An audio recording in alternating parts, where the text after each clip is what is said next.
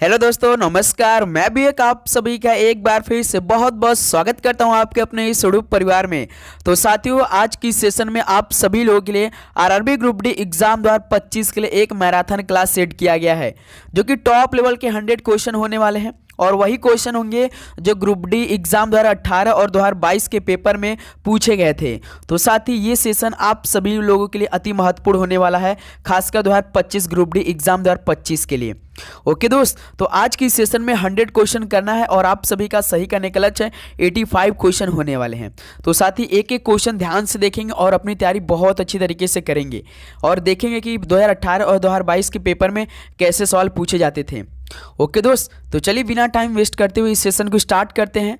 तो daily class हमारी सुबह 8 बजे चलती है और एक 11:30 AM पे चलती है और शाम को 7 पे चलती है। तो आप सभी की उम्मीद करूंगा तैयारी भी इसमें बहुत अच्छी तरीके से चली होगी, जीके और साइंस की। तो यहाँ से आपको देखना है साथी कि जो जीके का 20 क्वेश्चन आएंगे, क्या आप सभी का 20 में से 20 बन सकता है, और साइंस के जो 25 क्वेश्चन आ रहे हैं, क्या आप सभी को ऐसा प्रश्न मिलेगा तो 25 में से 25 सवाल को सही कर सकते हैं या नहीं। ओके दोस्त, बिल्कुल ओरिजिनल पेपर के ओरिजिनल सवालों को डिस्कस करने जा रहे हैं। तो चलिए दोस्त, आज का पहला प्रश्न देखते हैं। तो सभी साथी बताएंगे पहले का राइट आंसर क्या हो जाएगा।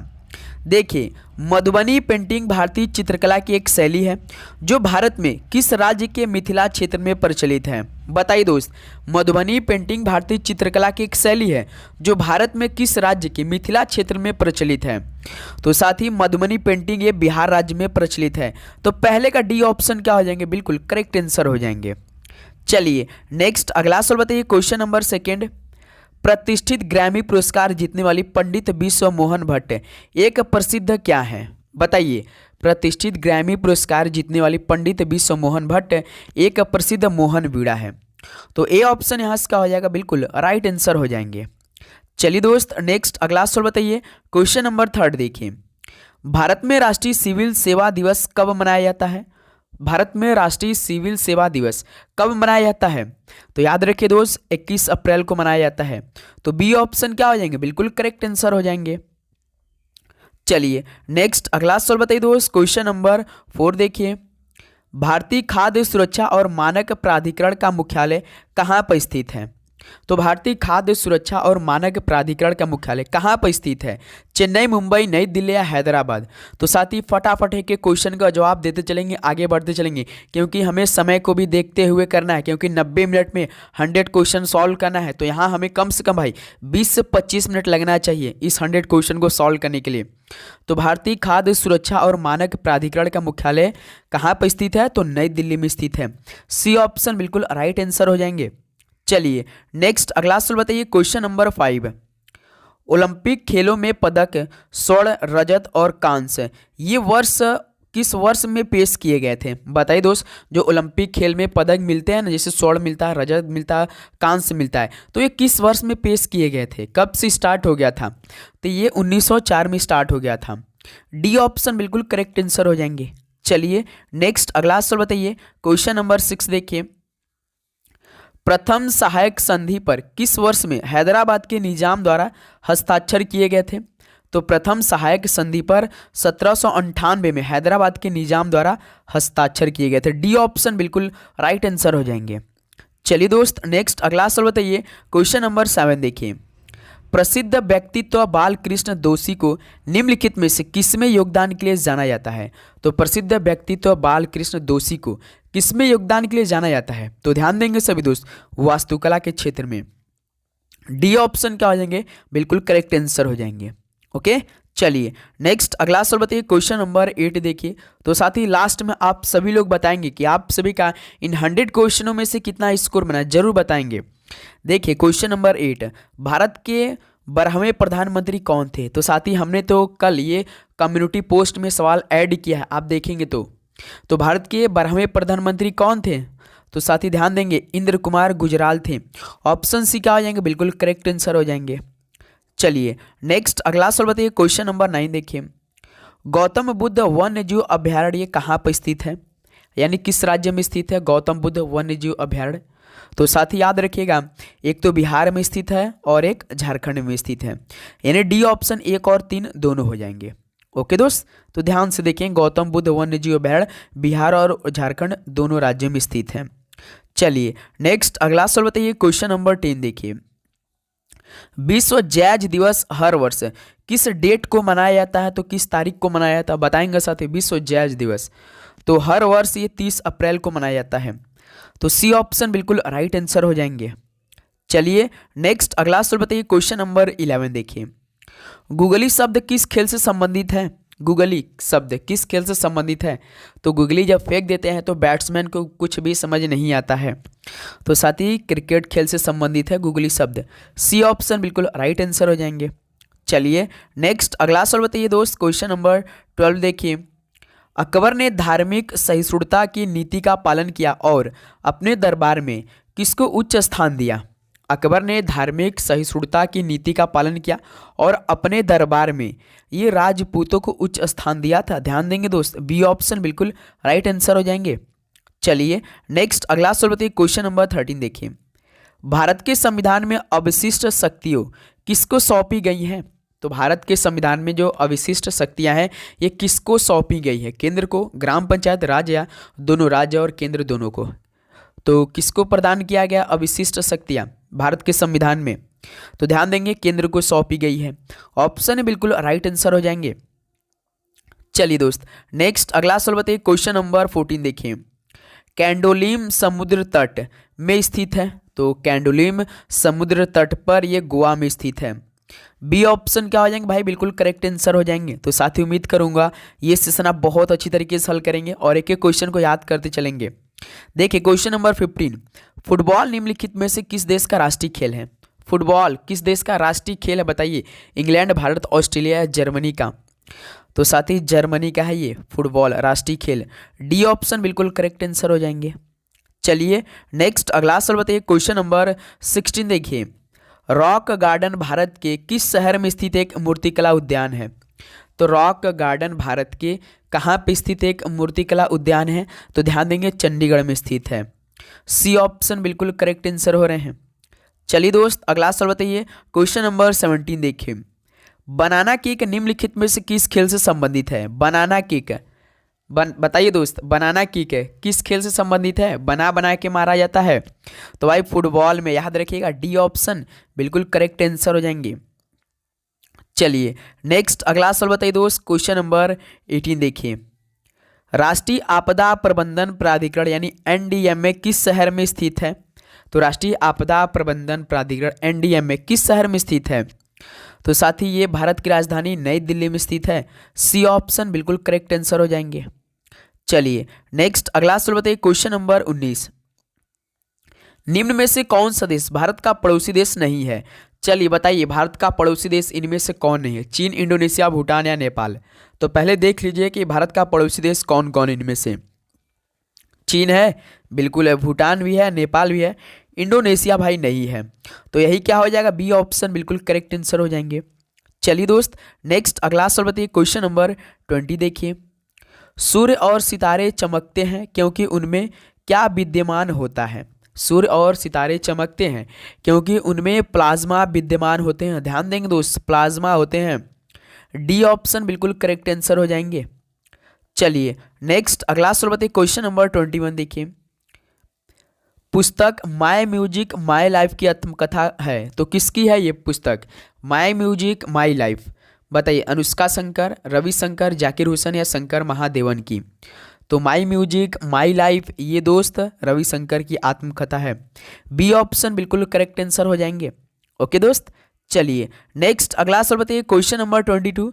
बहुत अच्छा आप सभी का जवाब आ रहा है, बस साथ ही ऐसी तैयारी लगातार करते चलिए दोस्त। बस देखिए कभी भी एग्ज़ाम हो सकती है। 1 मार्च तक इसका फॉर्म भरने का अंतिम तिथि है, आपने नहीं भरा है तो जाकर फॉर्म भर दीजिए।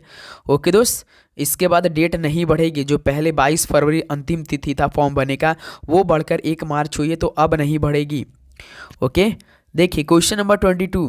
भारत का कौन सा राज्य मोटे अनाज का प्रमुख उत्पादक है। तो भारत का कौन सा राज्य मोटे अनाज का प्रमुख उत्पादक है, तो याद रखिए कर्नाटक राज्य है।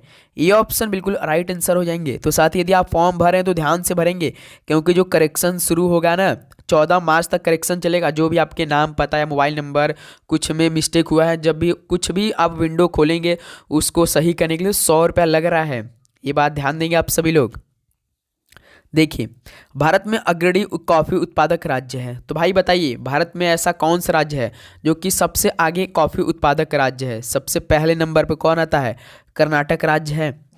ऑप्शन ए बिल्कुल राइट आंसर हो जाएंगे। चलिए नेक्स्ट अगला सवाल बताइए, क्वेश्चन नंबर 24 देखिए। स्वदेश दर्शन योजना किस मंत्रालय की एक पहल है? स्वदेश दर्शन योजना किस मंत्रालय की एक पहल है? तो भाई याद रखिएगा, पर्यटन की है। सी ऑप्शन बिल्कुल करेक्ट आंसर हो जाएंगे। चलिए दोस्त नेक्स्ट अगला सवाल बताइए, क्वेश्चन नंबर 25 देखिए। बृहदेश्वर मंदिर को प्रसिद्ध वास्तुकार ये किसके द्वारा अभिकल्पित किया गया था? तो बृहदेश्वर मंदिर को प्रसिद्ध वास्तुकार जो थे समा वर्मा, इनके द्वारा अभिकल्पित किया गया था। ये ऑप्शन समा वर्मा बिल्कुल राइट आंसर हो जाएंगे। ओके दोस्त, चलिए नेक्स्ट अगला सवाल बताइए, क्वेश्चन नंबर 26 देखिए। निम्नलिखित में से किस खेल के साथ सुल्तान अजलन शाह कप जुड़ा है? तो भाई किस खेल के साथ सुल्तान अजलन शाह कप जुड़ा हुआ है? तो सर जी ये तो हॉकी खेल से संबंधित है, Sultan Azlan Shah cup. D option बिल्कुल करेक्ट आंसर हो जाएंगे। चलिए नेक्स्ट अगला सवाल बताइए दोस्त, क्वेश्चन नंबर 27। रविंद्रनाथ टैगोर जी को 1913 में किसके लिए साहित्य का नोबेल पुरस्कार मिला था? ये मोस्ट इंपॉर्टेंट सवाल भाई, ये किसी ना किसी शिफ्ट में जरूर सवाल पूछा जाने वाला है। रविंद्रनाथ टैगोर को 1913 में साथी गीतांजलि के लिए साहित्य का नोबेल पुरस्कार मिला था। बी ऑप्शन क्या हो जाएंगे? बिल्कुल करेक्ट आंसर हो जाएंगे। चलिए दोस्त नेक्स्ट अगला सवाल बताइए, क्वेश्चन नंबर 28 देखिए। अंतिम मुगल सम्राट बहादुर शाह को एक और विद्रोह के डर से किसके लिए निर्वासित किया गया था? अंतिम मुगल सम्राट जो था बहादुर शाह, इसको एक और विद्रोह के डर से साथ ही बर्मा के लिए निर्वासित किया गया था। ऑप्शन डी क्या हो जाएगा? बिल्कुल करेक्ट आंसर हो जाएंगे।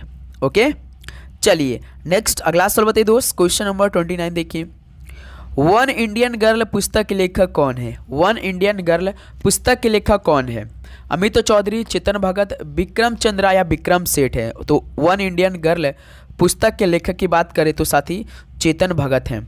तो बी ऑप्शन क्या हो जाएंगे? बिल्कुल करेक्ट आंसर हो जाएंगे। चलिए दोस्त नेक्स्ट अगला सवाल बताइए, क्वेश्चन नंबर 30 बताइए।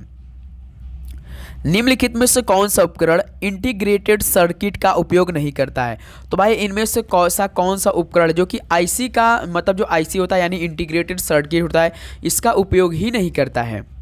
तो देखिए, मोबाइल फ़ोन में आईसी होते हैं, कंप्यूटर में भी आईसी होते हैं, टेलीविज़न में भी आईसी होते हैं। आईसी ही जल जाते हैं तो इसलिए जो हमारा मोबाइल होता है, टीवी होता है, वो ख़राब हो जाता है। लेकिन दोस्त आईसी कैमरा में नहीं लगा रहता है, ध्यान देंगे आप सभी लोग। सी ऑप्शन बिल्कुल राइट आंसर हो जाएंगे। चलिए दोस्त नेक्स्ट अगला सवाल बताइए, क्वेश्चन नंबर 31 देखिए।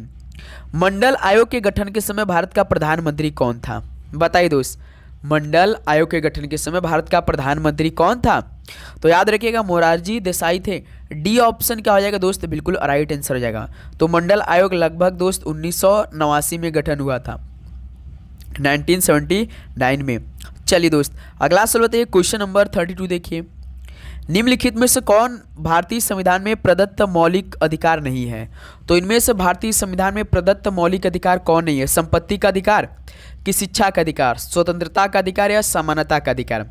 तो साथ ही यदि आप ध्यान से देखेंगे तो भारतीय संविधान में जो मौलिक अधिकार इनमें से नहीं है, संपत्ति का अधिकार नहीं है। भाई ये कानून का अधिकार हो चुका है, आर्टिकल 300A में रखा गया है ना भाई। आपसे पूछेगा कि संपत्ति का अधिकार किस अनुच्छेद में रखा गया है? 300A में रखा गया है। जब 1978 में जब 44वां साथी संवैधानिक संशोधन हुआ था तो इसके तहत क्या हुआ था भाई? मौलिक अधिकार इसमें नहीं रहा है, संपत्ति का अधिकार से कानून अधिकार में बदल दिया गया है। ये कानूनी अब अधिकार हो चुका है, 1978 में हुआ था 44वां संविधान संशोधन के द्वारा। ओके दोस्त, संपत्ति का अधिकार अब कानून अधिकार में आ चुका है। तो ए ऑप्शन बिल्कुल राइट आंसर हो जाएंगे। चलिए नेक्स्ट अगला सवाल बताइए, क्वेश्चन नंबर 33। हिमालय के समानांतर कितने पर्वत श्रेणियां हैं? हिमालय के समानांतर कितने पर्वत श्रेणियां हैं? तो साथ ही याद रखिएगा 3 पर्वत श्रेणियां हैं हिमालय के समानांतर। ए ऑप्शन बिल्कुल करेक्ट आंसर हो जाएंगे। चलिए दोस्त नेक्स्ट अगला सवाल बताइए, क्वेश्चन नंबर 34। फतेहपुर सिकरी में शाह शहर मुगल सम्राट ये किसके द्वारा सूफी संत शेख सलीम चिश्ती के सम्मान में बनाया गया था? फतेहपुर सिकरी में शाह शहर मुगल सम्राट किसके द्वारा सूफी संत शेख सलीम चिश्ती के सम्मान में बनाया गया था? तो दोस्त याद रखिएगा अकबर द्वारा बनवाया गया था। डी ऑप्शन बिल्कुल करेक्ट आंसर हो जाएंगे। चलिए नेक्स्ट अगला सवाल बताइए दोस्त, क्वेश्चन नंबर 35 देखिए। द्रव्यमान अपान आयतन बराबर क्या होता है? बताइए दोस्त। भाई द्रव्यमान अपान आयतन बराबर क्या होता है? डी बराबर m/b। क्या हो जाएगा साथी? तो सर जी घनत्व होता है कि क्षेत्र क्या होता है? तो साथी याद रखिएगा, द्रव्यमान अपान आयतन बराबर घनत्व होता है। सी ऑप्शन बिल्कुल राइट आंसर हो जाएंगे। चलिए दोस्त नेक्स्ट अगला बताइए, क्वेश्चन नंबर 36 देखिए। निम्नलिखित में से किसे सार्वजनिक पर्स के संरक्षक के नाम से जाना जाता है? तो इनमें से किसे सार्वजनिक पर्स के संरक्षक के नाम से जाना जाता है? तो याद रखिएगा दोस्त, नियंत्रक और महालेखा परीक्षक को सार्वजनिक पर्स के संरक्षक के नाम से जाना जाता है। तो बी ऑप्शन क्या हो जाएगा इस सवाल का? बिल्कुल करेक्ट आंसर हो जाएंगे। चलिए दोस्त अगला सवाल बताइए, क्वेश्चन नंबर 37। 1927 में स्थापित डॉक्टर भीमराव अंबेडकर विश्वविद्यालय एक गैर लाभकारी सार्वजनिक उच्च शिक्षा संस्थान है। ये कि जो साथी किस शहर के बड़े शहर में स्थित है? बताइए दोस्त। 1927 में स्थापित हुआ था डॉक्टर भीमराव अंबेडकर विश्वविद्यालय, एक गैर लाभकारी सार्वजनिक उच्च शिक्षा संस्थान है जो कि साथी एक आगरा के बड़े शहर में स्थित है। बी ऑप्शन आगरा बिल्कुल करेक्ट आंसर हो जाएंगे। चलिए नेक्स्ट अगला सवाल बताइए, क्वेश्चन नंबर 38 देखिए। रत्नागिरी की खदानें किस राज्य में पाई जाती हैं? रत्नागिरी की खदानें किस राज्य में पाई जाती हैं? तो याद रखिए महाराष्ट्र राज्य में पाई जाती हैं रत्नागिरी की खदानें। सी ऑप्शन बिल्कुल राइट आंसर हो जाएंगे। चलिए दोस्त अगला सवाल बताइए, क्वेश्चन नंबर 39 देखिए। परमाणु ऊर्जा स्टेशन ये किस राज्य के रावतभाटा में स्थित है? तो परमाणु ऊर्जा स्टेशन किस राज्य के रावतभाटा में स्थित है? तो भाई राजस्थान राज्य के रावतभाटा में स्थित है परमाणु ऊर्जा स्टेशन। सी ऑप्शन बिल्कुल करेक्ट आंसर हो जाएंगे। ओके दोस्त, चलिए तो साथ ही आप सभी से रिक्वेस्ट रहेगा कि चैनल पे नए हैं तो लाइक करके सब्सक्राइब करना ना भूलेंगे, क्योंकि दोस्त आपका एक लाइक और एक सब्सक्राइब हमें मोटिवेट करता है कि हम आपके लगातार क्लास प्रोवाइड कर पाते हैं। तो इसलिए दोस्त आप चैनल पे नए तो सब्सक्राइब करके नोटिफिकेशन जरूर ऑन करेंगे यदि आप आरआरबी ग्रुप डी 2025 की तैयारी करें और टारगेट बना चुके हैं। ओके दोस्त, तो डेली क्लास आपके इस यूट्यूब चैनल ऑफिशियल हमारा यूट्यूब चैनल है, इस आप लोग सब्सक्राइब करके डेली का डेली क्लास ज्वाइन कीजिए। एक दिन देखेंगे आपकी तैयारी किस लेवल की हो जाएगी। कहीं से भी आप प्रैक्टिस सेट लगाएंगे, कहीं से आप मॉक टेस्ट लगाएंगे, तो सारे प्रश्न साथी डेली के डेली क्लास से मिलेंगे आपको, ये तो मेरा आपसे वादा है। देखिए दोस्त क्वेश्चन नंबर 40। गोदावरी, कृष्णा, कावेरी और वैगई ये किस ओर बहने वाली नदियां हैं? गोदावरी, कृष्णा, कावेरी और वैगई ये किस दिशा में बहने वाली नदियां हैं दोस्त? तो याद रखिएगा पूर्व की ओर बहने वाली नदियां हैं। बी ऑप्शन बिल्कुल राइट आंसर हो जाएंगे। चलिए नेक्स्ट अगला सवाल बताइए, क्वेश्चन नंबर 41 देखिए। निम्नलिखित में से कौन सा कप टूर्नामेंट क्रिकेट से जुड़ा नहीं है? तो इनमें से कौन सा कप या टूर्नामेंट क्रिकेट से जुड़ा नहीं है? ईरानी ट्रॉफी क्या जुड़ा हुआ है? बिल्कुल जुड़ा हुआ है। रणजी ट्रॉफी भी क्रिकेट से संबंधित है। बेगम हजरत ट्रॉफी ये दोस्त फुटबॉल खेल से संबंधित है, ध्यान देंगे दोस्त, ये फुटबॉल खेल से संबंधित है। और विजय हजारे ट्रॉफी भी क्रिकेट खेल से संबंधित है।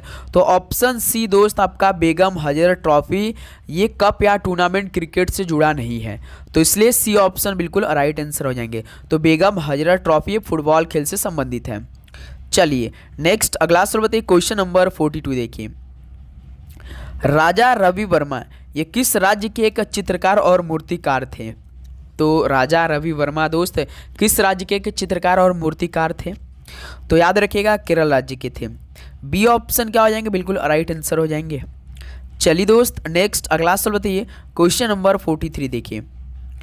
तारापुर परमाणु ऊर्जा स्टेशन तारापुर में कहाँ पर स्थित है, यानी किस राज्य में स्थित है? तारापुर परमाणु ऊर्जा स्टेशन तारापुर साथी कहाँ पर स्थित है? तो सर जी महाराष्ट्र राज्य में स्थित है। बी ऑप्शन क्या हो जाएगा भाई? बिल्कुल करेक्ट आंसर हो जाएंगे। चलिए नेक्स्ट अगला सवाल बताइए दोस्त, क्वेश्चन नंबर 44 देखिए। ग्रेट इंडियन डेजर्ट को किस रेगिस्तान के रूप में भी जाना जाता है? भाई ग्रेट इंडियन डेजर्ट को किस रेगिस्तान के रूप में भी जाना जाता है? कालाहारी, गोबी, सहारा या थार? तो भाई याद रखिएगा थार रेगिस्तान के रूप में भी जाना जाता है जो ग्रेट इंडियन डेजर्ट है। डी ऑप्शन बिल्कुल राइट आंसर हो जाएंगे। चलिए नेक्स्ट अगला सवाल बताइए, क्वेश्चन नंबर 45 देखिए। बर्डी और ईगल शब्द का प्रयोग निम्नलिखित में से किस खेल में किया जाता है? बर्डी ईगल शब्द का प्रयोग किस खेल में किया जाता है? तो साथ ही याद रखिएगा गोल्फ में किया जाता है बर्डी और ईगल शब्द का प्रयोग। सी ऑप्शन बिल्कुल राइट आंसर हो जाएंगे। चलिए दोस्त अगला सवाल बताइए, क्वेश्चन नंबर 46 देखिए।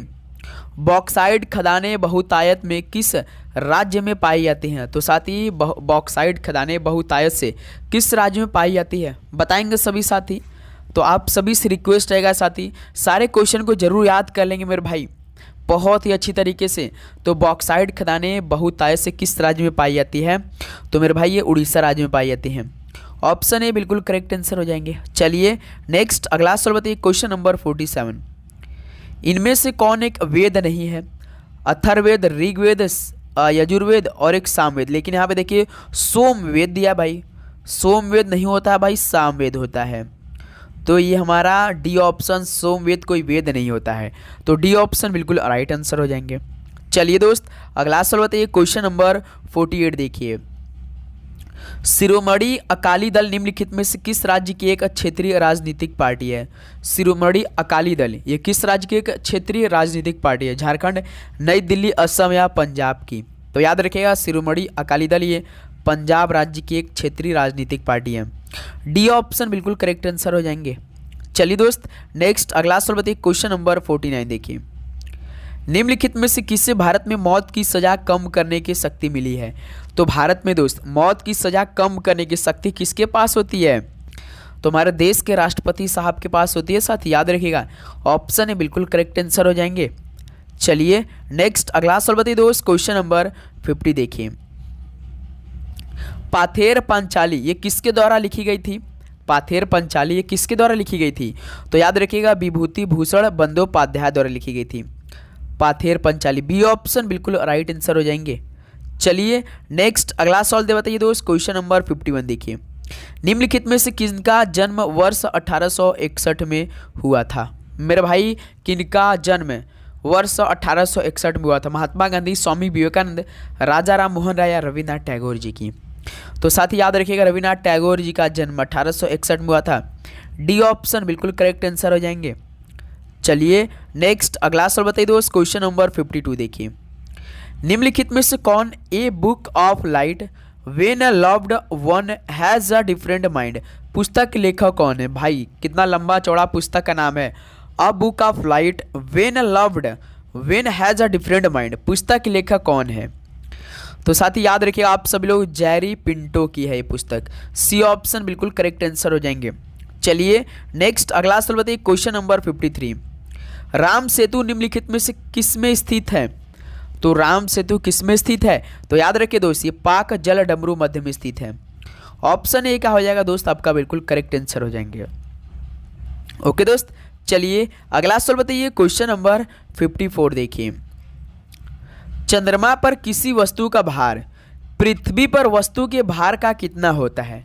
भाई चंद्रमा पर किसी वस्तु का भार, चंद्रमा की बात करा है, किसी वस्तु का भार जो चंद्रमा पर रहेगा उस वस्तु का भार, तो पृथ्वी वस्तु के भार का कितना होता है? तो 1/6वां भाग होता है भाई। बी ऑप्शन बिल्कुल करेक्ट आंसर हो जाएंगे। चलिए नेक्स्ट अगला सवाल बताइए दोस्त, क्वेश्चन नंबर 55 देखिए। 1939 में सुभाष चंद्र बोस द्वारा शुरू की गई पार्टी का नाम क्या था? 1939 में सुभाष चंद्र बोस द्वारा शुरू की गई पार्टी था जो कि उसका नाम क्या था? तो याद रखिए ऑल इंडिया फॉरवर्ड ब्लॉक था। तो 55 का दोस्त बी ऑप्शन क्या हो जाएंगे बिल्कुल करेक्ट आंसर हो जाएंगे। चलिए नेक्स्ट अगला सवाल बताइए दोस्त, क्वेश्चन नंबर 56 देखिए। बॉम्बे स्टॉक एक्सचेंज यानी बीएससी की स्थापना किस वर्ष हुई थी? बॉम्बे स्टॉक एक्सचेंज की स्थापना किस वर्ष हुई थी? तो दोस्त 1875 में हुई थी। बी ऑप्शन क्या हो जाएगा भाई आपका बिल्कुल करेक्ट आंसर हो जाएंगे। ध्यान देंगे सभी साथी। चलिए नेक्स्ट अगला सवाल बताइए, क्वेश्चन नंबर 57। राज्यसभा के सदस्यों के पद का कार्यकाल क्या होता है? राज्यसभा के सदस्यों के पद का कार्यकाल कितने वर्ष का होता है दोस्त? तो याद रखिएगा 6 वर्ष का होता है। बी ऑप्शन क्या हो जाएंगे भाई बिल्कुल करेक्ट आंसर हो जाएंगे। बहुत अच्छा आप सभी का कमेंट आ रहा है, एक एक सवाल का राइट आंसर आप सभी का आ रहा है। बहुत साथी ऐसी तैयारी लगातार करते चलिए, मज़ा आने वाला इस बार भाई। क्वेश्चन नंबर 58 देखिए, उस वायसराय का नाम बताएं जिसने वर्ष 1931 में भारत की नई राजधानी के रूप में दिल्ली का उद्घाटन किया। बताइए उस वायसराय का नाम बताना जिसने वर्ष 1931 में भारत की नई राजधानी के रूप में दिल्ली का उद्घाटन किया था। तो भाई याद रखिएगा लॉर्ड इरविन था। डी ऑप्शन बिल्कुल राइट आंसर हो जाएंगे। चलिए दोस्त नेक्स्ट अगला सवाल बताइए, क्वेश्चन नंबर 59 देखिए, किस प्लेयर को पाली उमरिगार पुरस्कार मिला और यह 3 अवसरों पर पाने वाले पहले भारतीय क्रिकेटर भी हैं। बताइए दोस्त वो कौन प्लेयर हैं जो कि उनको पाली उमरिगर पुरस्कार मिला है और यह 3 अवसरों पर पाने वाले पहले भारतीय क्रिकेटर हैं। विराट कोहली, सचिन तेंदुलकर, दोनों नाम हैं, इन्हीं दोनों में से कोई ऑप्शन हो सकता है। MS धोनी जी को तो नहीं मिला है भाई, रवि शास्त्री को तो मिला ही नहीं है। तो भाई याद रखिएगा विराट कोहली को मिला है। ये ऑप्शन बिल्कुल राइट आंसर हो जाएंगे। चलिए दोस्त नेक्स्ट अगला सवाल बताइए, क्वेश्चन नंबर 60 देखिए, गारो पहाड़ियाँ कहाँ स्थित है? गारो पहाड़ियाँ किस राज्य में स्थित है? कहाँ पड़ती है गारो पहाड़ियाँ? तो भाई याद रखिएगा मेघालय में स्थित है।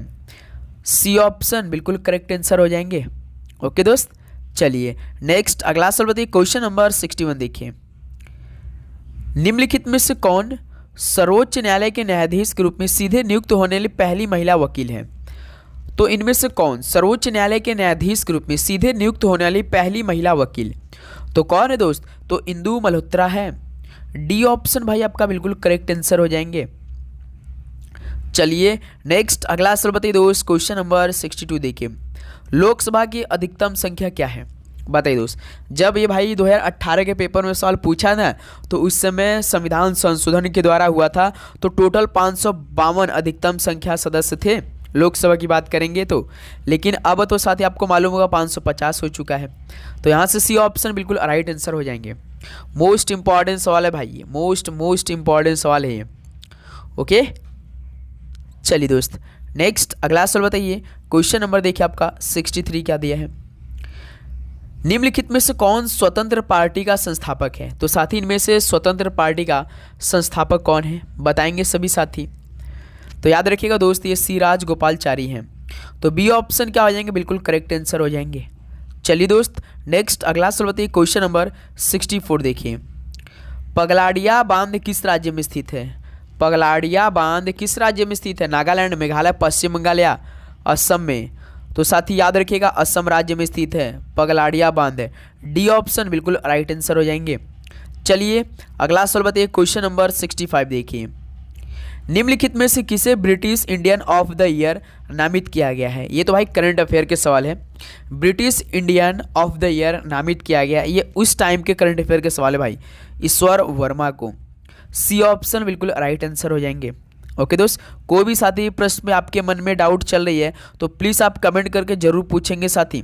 ओके और कोई भी डाउट आपके मन में चल रही ग्रुप डी एग्जाम 2025 को लेकर, फॉर्म से लेकर, प्रिंट से लेकर या सेफ जोन या डेंजर जोन, कुछ भी साथी आपके मन में प्रश्न चल रहे ग्रुप डी 2025 के सिलेबस में क्या आएगा सब कुछ साथी डिटेल के साथ हम बताने वाले हैं। ओके तो आपके मन में जो भी प्रश्न है जरूर पूछिए। किस वर्ष गोवा पर पुर्तगालियों ने कब्जा कर लिया था? तो किस वर्ष गोवा पर पुर्तगालियों ने कब्जा कर लिया था? तो दोस्त याद रखिएगा 1510 में किया था। सी ऑप्शन बिल्कुल राइट आंसर हो जाएंगे। चलिए नेक्स्ट अगला सवाल बताइए, क्वेश्चन नंबर 67 देखिए, कणों की गतिज ऊर्जा किसके मामले में अधिकतम होती है? बताइए दोस्त मोस्ट इंपॉर्टेंट सवाल है। तो कणों की जो गतिज ऊर्जा होती है ये साथी प्लाज्मा के मामले में अधिकतम होती है। डी ऑप्शन भाई बिल्कुल करेक्ट आंसर हो जाएंगे।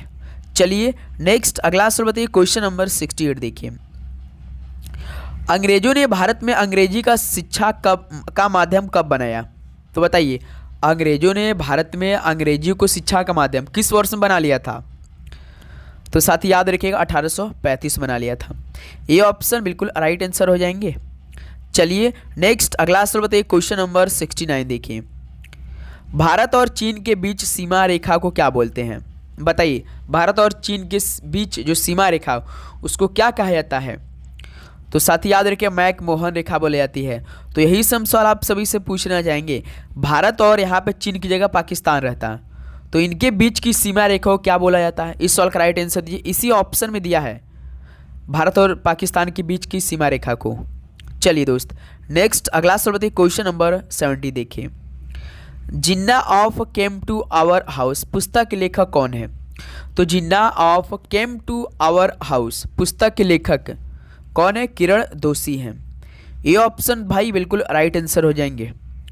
चलिए दोस्त, नेक्स्ट अगला सवाल बताइए, क्वेश्चन नंबर 71 देखिए। आगरा शहर के संस्थापक कौन थे? भाई 71 नंबर पूछ रहा है कि कौन है आगरा शहर के संस्थापक? सिकंदर लोदी, इब्राहिम लोदी, मुमताज़ महल या शाहजहां?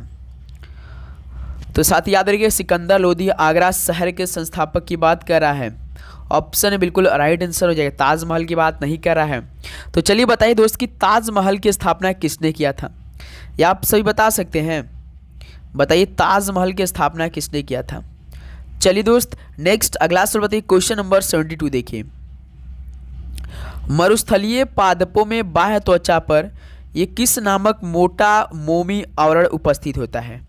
तो भाई जो मरुस्थलीय पादप में जो बाह्य त्वचा होता है, इस पर क्यूटीन नामक मोटा मोमी आवरण उपस्थित होता है। क्यूटीन होता है दोस्त। ये ऑप्शन बिल्कुल करेक्ट आंसर हो जाएंगे। चलिए नेक्स्ट अगला सवाल बताइए दोस्त, क्वेश्चन नंबर 73 देखिए। इनमें से कौन सा ऊतक कोशिका विभाजन में सक्षम है? तो इनमें से साथी कौन सा ऊतक कोशिका विभाजन में सक्षम है? तो मेरे दोस्त याद रखिएगा, मेरिस्टेमेटिक ऊतक है। ये ऑप्शन क्या हो जाएगा? बिल्कुल राइट आंसर हो जाएंगे। चलिए दोस्त, नेक्स्ट अगला सवाल बताइए, क्वेश्चन नंबर 74 देखिए। फूल के नर प्रजनन भागों को क्या कहा जाता है? फूल के नर प्रजनन भागों को क्या बोला जाता है? तो साथ ही याद रखिएगा, पुंकेसर कहा जाता है। फूल के जो नर प्रजनन होते हैं, इनके भागों को पुंकेसर बोला जाता है। बी ऑप्शन बिल्कुल राइट आंसर हो जाएंगे। चलिए दोस्त, नेक्स्ट अगला सवाल बताइए, क्वेश्चन नंबर 75 देखिए। पौधे किसके द्वारा पानी की अधिकता से छुटकारा पा सकते हैं? भाई पौधे किसके द्वारा पानी की अधिकता से छुटकारा पा सकते हैं? बताइए मेरे दोस्त। तो याद रखिएगा, वाष्पोत्सर्जन द्वारा। सी ऑप्शन बिल्कुल राइट आंसर हो जाएंगे। चलिए दोस्त, नेक्स्ट अगला सवाल बताइए, क्वेश्चन नंबर 76 देखिए। निम्नलिखित में से कौन सा एक यौगिक नहीं है? तो इनमें से एक यौगिक नहीं, जो कि क्लोरीन, क्योंकि इसमें भाई एक ही क्लोरीन है, इसलिए ये यौगिक नहीं होते हैं। ओके, चलिए नेक्स्ट अगला सवाल बताइए दोस्त, क्वेश्चन नंबर 77। निम्नलिखित में से कौन प्रोपेनोन में क्रियात्मक समूह है? भाई प्रोपेनोन में क्रियात्मक समूह कौन होता है? तो याद रखिए, 1 लग रहा है ना, प्रोपेनोन, नोन 1 लग रहा है ना, इसके बीच में देखिए जो नोन पूछा है ना, तो नोन यानी कीटोन। देखिए ऑप्शन बिल्कुल राइट आंसर हो जाएंगे। चलिए दोस्त, अगला सवाल बताइए, क्वेश्चन नंबर 78 देखिए। दोहरी अपघटन अभिक्रिया के दौरान अभिकारकों के बीच क्या आदान प्रदान होता है? दोहरी अपघटन अभिक्रिया के दौरान अभिकारकों के बीच क्या आदान प्रदान होता है? तो दोस्त आयन होता है। सी ऑप्शन बिल्कुल राइट आंसर हो जाएंगे। चलिए नेक्स्ट अगला सवाल बताइए, क्वेश्चन नंबर 79। एक वस्तु का क्या समान रहता है और समय के साथ नहीं बदलता है? बताइए दोस्त, एक वस्तु का क्या समान रहता है और समय के साथ बदलता भी नहीं है? वेग, भार, द्रव्यमान या संवेग? मोस्ट इंपॉर्टेंट सवाल भाई, ये कंफ्यूज क्रिएट करता है सवाल। भाई एक वस्तु का जो द्रव्यमान होता है ना, द्रव्यमान, वो समान रहता है और समय के साथ बदलता भी नहीं है। सी ऑप्शन बिल्कुल राइट आंसर हो जाएंगे। चलिए दोस्त, नेक्स्ट अगला सवाल बताइए, क्वेश्चन नंबर 80 देखिए। इनमें से कौन एक एम्फोटेरिक ऑक्साइड है? भाई इनमें से एम्फोटेरिक ऑक्साइड कौन सा है? तो साथ ही याद रखिए, Al2O3 होता है एम्फोटेरिक ऑक्साइड। ये ऑप्शन बिल्कुल राइट आंसर हो जाएंगे। ओके दोस्त, तो साथ ही उम्मीद करूंगा आपको हर एक प्रश्न काफ़ी अच्छी तरीके से समझ में आ रहे होंगे। भाई आप बहुत अच्छे तरीके से एक एक क्वेश्चन को याद कर रहे होंगे। ओके दोस्त, बताइए क्वेश्चन नंबर 81 देखिए। जब एक मंदक बल फोर्स विपरीत दिशा में लगाया जाता है तो दोनों दिशाओं के बीच का कोण क्या होता है? भाई जब भाई एक मंदक बल फोर्स विपरीत दिशा में लगाया जाता है तो दोनों दिशाओं के बीच का कोण कितना होता है? तो भाई 180 डिग्री होता है। ध्यान देंगे सभी दोस्त, सी ऑप्शन बिल्कुल राइट आंसर हो जाएंगे। तो साथ ही जितने भाई तैयारी कर रहे हैं आरपीएफ एग्ज़ाम 2025 की, तो सभी को मालूम होना चाहिए जो उसकी तिथि पहले थी 2 से लेकर 20 मार्च के बीच में, अब साथ ही 2 से स्टार्ट होकर 18 मार्च को ही ख़त्म होगी, क्योंकि 19-20 को भाई ALP CBT सेकेंड पेपर होने वाला और जेई का पेपर होने वाला है। तो भाई रेलवे तो इतना जल्दी पेपर करा नहीं सकता, 2 से 20 उसी बीच में फिर एक दिन पहले से ALP एग्ज़ाम शुरू हो जाए। इतने स्टूडेंट फॉर्म भरें कि भाई सोच नहीं सकते हैं। तो ध्यान से आप सभी तैयारी करते रहिए। न्यूटन का गति का पहला नियम किसके लिए वैध नहीं है? तो दोस्त याद रखिए, जो गैर जड़त्वीय तंत्र है ना, इसके लिए वैध नहीं है। तो बी ऑप्शन क्या आ जाएगा भाई? बिल्कुल राइट आंसर हो जाएंगे। चलिए दोस्त, नेक्स्ट अगला सवाल बताइए 83 नंबर। राइबोसोम निम्नलिखित में से किसके लिए कार्यस्थल है? राइबोसोम किसके लिए कार्यस्थल है भाई? तो याद रखिए दोस्त, ये प्रोटीन संश्लेषण के लिए है। ये ऑप्शन क्या आ जाएंगे? बिल्कुल राइट आंसर हो जाएंगे। चलिए नेक्स्ट अगला सवाल बताइए दोस्त, क्वेश्चन नंबर 84 देखिए। प्रकाश तरंगे किस प्रकार की तरंगे होती हैं? प्रकाश तरंगे किस प्रकार की तरंगे होती है? अनुप्रस्थ तरंग या अनुदैर्ध्य तरंग, यही दोनों में से एक हो सकता है भाई। याद रखिएगा, अनुप्रस्थ तरंग होते हैं।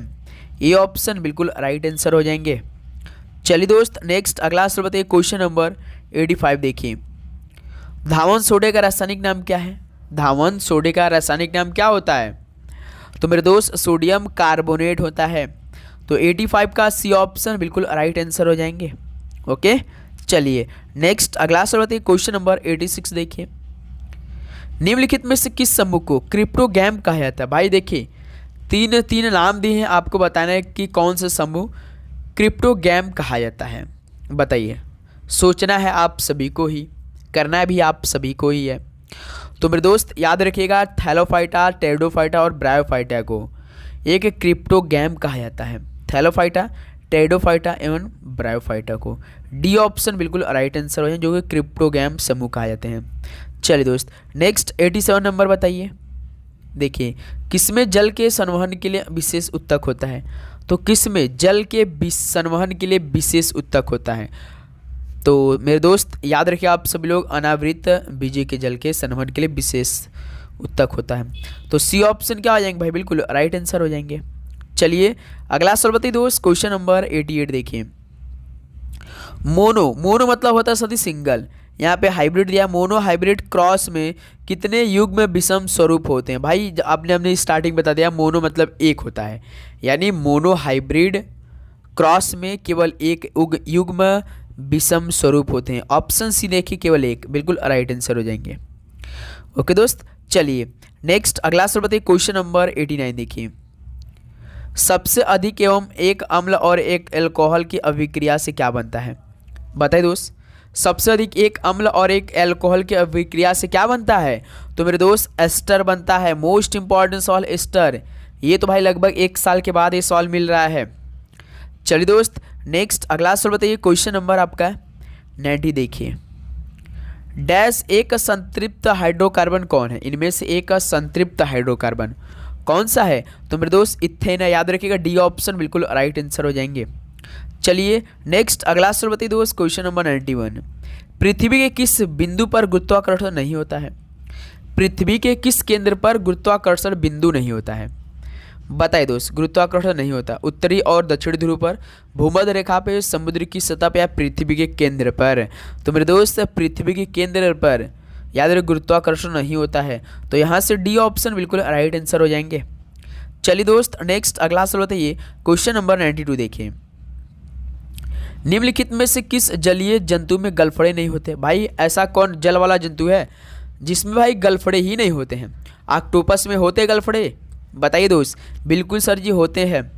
स्क्विड में होते हैं, क्लाउन फिश में होते हैं, लेकिन दो जो वेल है ना भाई, इसमें भाई गलफड़े नहीं होते। तो यहाँ से डी ऑप्शन बिल्कुल राइट आंसर हो जाएंगे। चलिए दोस्त, नेक्स्ट अगला सवाल बताइए, क्वेश्चन नंबर 93 देखिए। आहार नली में अंगों द्वारा स्रावित कौन सा रस वसा के पाचन में महत्वपूर्ण भूमिका निभाता है?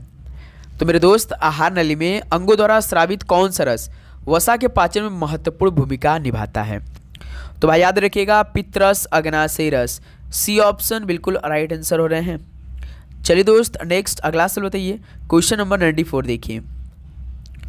निकाय पर लगाया जाने वाला कोई बाहरी धक्का या खींचना क्या कहलाता है? तो भाई जो निकाय पर लगाया जाने वाला कोई बाहरी धक्का या खींचना क्या कहलाता है? जड़त्व, बल, दबाव या घर्षण? तो साथ ही याद रखिएगा, बल कहलाता है। बी ऑप्शन क्या हो जाएंगे? बिल्कुल राइट आंसर हो जाएंगे। चलिए दोस्त, नेक्स्ट अगला सवाल बताइए, क्वेश्चन नंबर 95 देखिए। ध्वनि किस में अधिकतम प्रसारित होती है? भाई ध्वनि जो है वो गैस में अधिकतम प्रसारित होती है या निर्वात में, ठोस में या द्रव में? बताइए दोस्त। तो याद रखिएगा सभी साथी, ठोस में अधिकतम प्रसारित होती है ध्वनि में। सी ऑप्शन बिल्कुल राइट आंसर हो जाएंगे। चलिए नेक्स्ट अगला सवाल होता है क्वेश्चन नंबर 96। देखिए, गुरुत्वाकर्षण स्थिरांक का चिन्ह क्या है? भाई गुरुत्वाकर्षण स्थिरांक का चिन्ह क्या होता है? तो कैपिटल जी होता है। तो यहाँ से ए ऑप्शन क्या हो जाएंगे भाई? बिल्कुल राइट आंसर हो जाएंगे। चलिए दोस्त नेक्स्ट अगला सवाल 97 नंबर बताइए, निम्नलिखित में से कौन सा धारा के तापीय प्रभाव पर आधारित नहीं है? तो इनमें से कौन सा धारा के तापीय प्रभाव पर आधारित नहीं है? तो भाई याद रखिए माइक्रोवेव नहीं है। डी ऑप्शन बिल्कुल राइट आंसर हो जाएंगे। चलिए नेक्स्ट अगला नंबर बताइए दोस्त, क्वेश्चन नंबर 98 देखिए, अधातु के ऑक्साइड आमतौर पर कैसे होते हैं? तो दोस्त अधातु के ऑक्साइड आमतौर पर कैसे होते हैं? तो साथी आप सभी लोग याद रखेंगे अम्लीय होते हैं। ये ऑप्शन क्या हो जाएगा? बिल्कुल राइट आंसर हो जाएंगे। चलिए दोस्त नेक्स्ट अगला सवाल बताइए, क्वेश्चन नंबर 99 देखिए, निम्नलिखित में से किस वैज्ञानिक ने सुझाव दिया कि तत्वों के प्रतीकों को तत्व के नाम से एक या दो अक्षरों से बनाया जाए?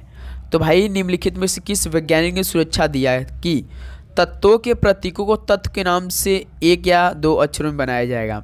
क्योंकि भाई काफ़ी ऐसे मतलब खो जाता है। तो भाई याद रखिएगा आप सभी लोग, ये बर्जीलियस में बनाया जाएगा।